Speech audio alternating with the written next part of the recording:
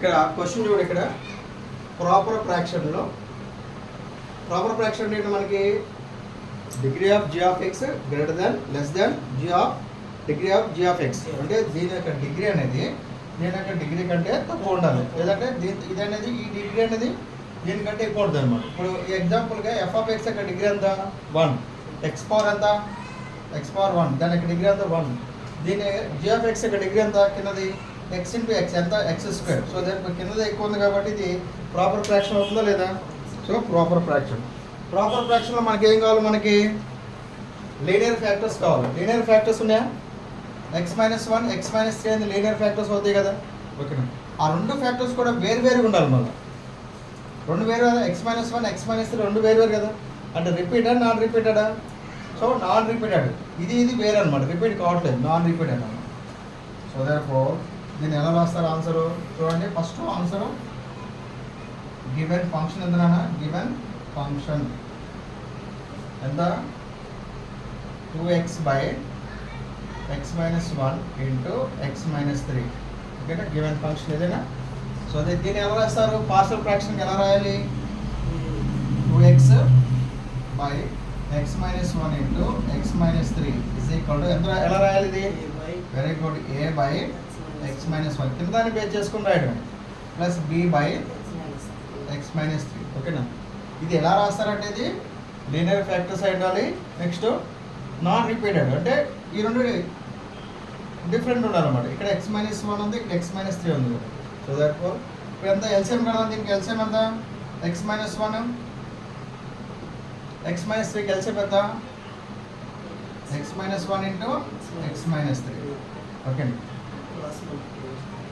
Okay, ఎంత ఇది x-1 అనేది x-1 టైమ్స్ పోతుంది, రిమైనింగ్ ఎంత ఉంటుంది x-3 ఉంటుంది. x-3 ఇంటూ a, లేదంటే మీరు క్రాస్ మల్టిప్లికేషన్ ఏంటంటే a ఇంటూ ప్రోడక్ట్ చేయండి, a into x-3 a into x-3 plus b into x-1 b into x-1. ఓకేనా, అలాగే చేసేసుకోండి.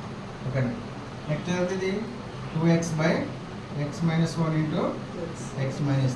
ఇక్కడ డినామినేటర్ ఉన్న సేమ్ కదా, x-1 x-3 x-1 x-3 same ఉన్నాయి కదా. సో దాన్ని ఇది ఇటు రాసుకో, ఇది అటు రాసుకో. ఇక్కడ ఎంత అవుతుంది ఇది a into x-3 plus b into x-1 is equal to 2x. Okay, మనం ఏం చేయాలి, మొత్తం వాల్యూస్ని మనం ప్రొడక్ట్ చేసేద్దాం. ప్రొడక్ట్ చేయకుండా ఆన్సర్ కూడా మనకు వచ్చేస్తుంది. ఓకేనా, ఇక్కడ 0 కావాలి కదా, x వాల్యూ ఎంత పెడితే ఇది ఏ వాల్యూ 0 అవుతుంది, x వాల్యూ ఎంత పెడితే ఏ వాల్యూ 0 అయిపోతాయి 1. x వాల్యూ ఎంత పెడితే ఇక్కడ ఏ వాల్యూ 0 అయిపోతుంది అంటున్నాం 3. x=3 పెడితే సరిపోతుంది కదా.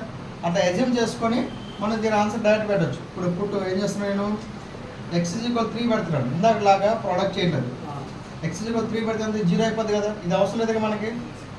ఎంత b into 3 minus 1 is equal 2 into 3. x ఎంత, ఇక్కడ x=3 పెట్టు, ఇక్కడ x=3 ఇక్కడ x=3 పెట్టేసేసి ఎంత ఇది 3 మైనస్ 1 ఎంత 2b ఈజ్ ఈక్వల్ టు ఎంత 6. b ఈజ్ ఈక్వల్ ఎంత 6/2. ఇటు వస్తే డివిజన్ అవుతుంది కదా 3. b వాల్యూ ఎంత మనకి, b వాల్యూ ఎంత 3 కదా. ఒకవేళ వచ్చింది మనకి ఏ వాల్యూ b వాల్యూ కనుక్కోవడం మన ఛాలెంజ్. ఓకేనా, నెక్స్ట్ ఇప్పుడు ఇక్కడ ఏ వాల్యూ ఇందాక మనం 0 చేసినాం కదా, ఇప్పుడు మన b వాల్యూని మనం 0 చేద్దాం.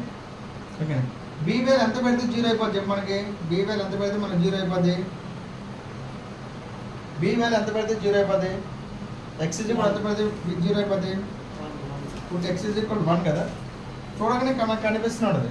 ఇప్పుడు x=1 కాబట్టి ఇక్కడ 1 పెట్టు, అన్ని ఈక్వేషన్ మొత్తం ఈక్వేషన్లో మనం 1 పెట్టుకుంటూ పోదాం. ఎంతది a into 1 - 3 plus b into 1 - 1 is equal 2 into 1. ఇది అవసరం లేదు కదా, 0 అయిపోతుంది కదా, పెట్టుకునే అవసరం లేదు, పెట్టుకున్నా మనకు క్యాన్సిల్ అయిపోతుంది, 0 అయిపోతుంది.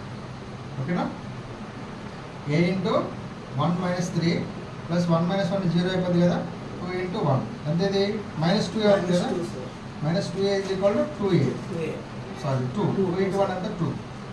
ఇక్కడ a ఈజ్ ఈక్వల్ ఎంత 2/-2 గెట్ -1 కదా. ఏ వాల్యూ ఎంత మనకి -1, బి వాల్యూ ఎంత 3. ఓకేనా ఇప్పుడు ఎంత ఏం రాసుకుంటుంది 2x by x minus 1 into x minus 3 is equal to a by x minus 1 plus b by x minus 3.